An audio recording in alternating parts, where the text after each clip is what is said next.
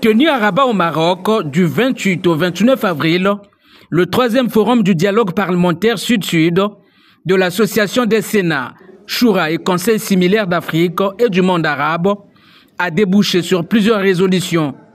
Nombreuses ont un lien direct avec les technologies de l'information et de la communication, à l'instar de l'intelligence artificielle. Le Congo a été représenté à cette rencontre par la 2e secrétaire du Sénat. Elisabeth Mapaya salue la portée d'une réunion qui aura répondu aux attentes. L'ACK, Association des Sénats, Choura et Conseils équivalents d'Afrique et du monde arabe, vient d'organiser son 3e forum du dialogue parlementaire Sud-Sud.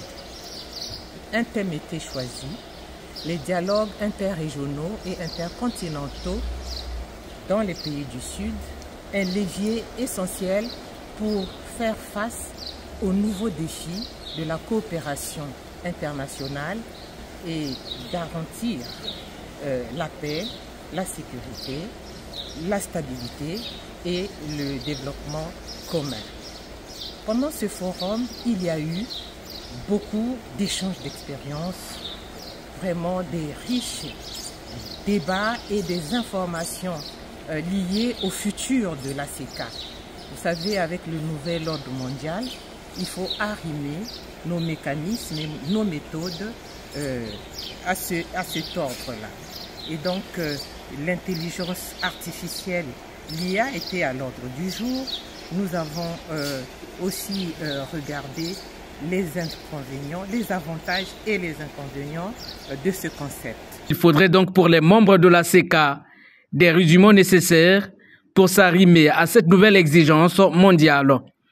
Et c'est par la formation que cette institution envisage d'y arriver.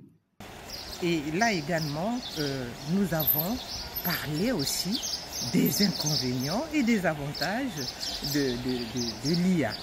Et à ce sujet, l'ACK a décidé d'organiser des formations des femmes parlementaires à l'utilisation des outils numériques. L'Association des Sénats, Choura et Conseils similaires d'Afrique et du monde arabe est créée en 2000 à Paris en France. Cette idée naît d'une réunion des présidents des Sénats de plusieurs pays.